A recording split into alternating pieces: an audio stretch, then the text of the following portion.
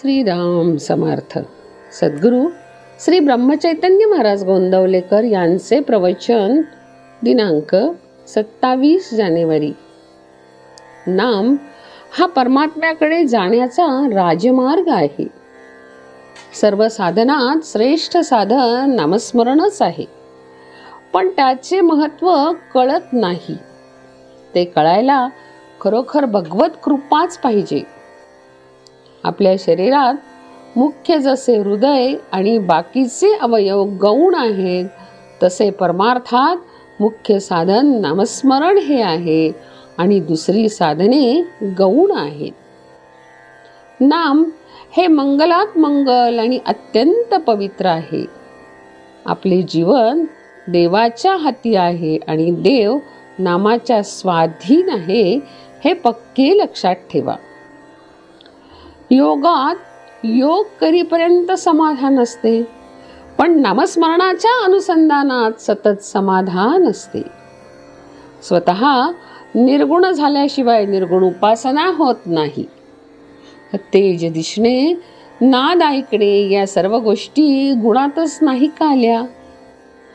निर्गुण व्हायला देहबुद्धी सुटायला पाहिजे. सर्व व्यापी परमेश्वराला सर्वाभूती पाहणे ही निर्गुण उपासनाच होय. योग नामस्मरणाला पोषक तितकाच करावा, केवळ त्यालाच प्राधान्य देऊ नये. योग नामस्मरणाला पोषक आहे, पण नामस्मरण योगाच्याही पलीकडे आहे. म्हणून नामस्मरणात योग येतो, योगात नामस्मरण येत नाही.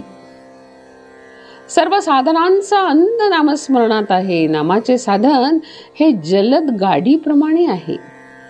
रंग दिसणे, प्रकाश दिसणे, आवाज ऐकू येणे ही मधली स्टेशने सोडून नाम एकदम भगवंतापर्यंत नेऊन पोचवते. इतर साधनांनी लवकर साधल्यासारखे वाटेल, पण ते तात्पुरते असते. नामाने थोडा उशीर लागेल, पण जे साधेल ते कायमचे साधेल, कारण नामाने मुळापासून सुधारणा होते. नामस्मरण हा परमात्म्याकडे जाण्याचा राजमार्ग होय. नामात एका आनंदाशिवाय दुसरे काही नाही. नामाच्या आनंदाचा झटका आला की मनुष्य स्वतःला विसरेल. तुकाराम बुवांची वाचा त्यांना अनावर झाली, ती सारखी नाम घेऊ लागली. याचा अर्थ असा की त्यांच्या कल्पनेच्या बाहेर नाम येऊ लागले. गाडी उताराला लागली की जशी अतिवेगात येते आणि आवरत नाही, तसे हे आहे. आपल्या शक्तीच्या बाहेर कार्य होणे ही भगवंताची कृपा होय. 4 माणसे होती, त्या सर्वांना एकच रोग झाला होता, पण त्यांची सांपत्तिक स्थिती सारखी नव्हती. वैद्याने त्यापैकी अगदी गरीब माणसाला एक औषध तुळशीच्या रसात घ्यायला सांगितले. त्याच्यापेक्षा पैसेवाल्याला तेच औषध मधात घ्यायला सांगितले. त्याच्याही पेक्षा पैसेवाल्याला तेच औषध केशरात घ्यायला सांगितले आणि सर्वात जो श्रीमंत होता त्याला तेच औषध कस्तुरीत घ्यायला सांगितले. त्याचप्रमाणे ज्याचा असा अधिकार आहे तसे त्याने नाम घ्यावे.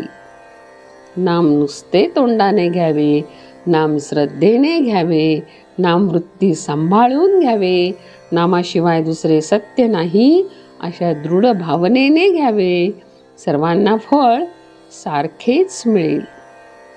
सर्व साधनांचा अंत नामस्मरणात आहे.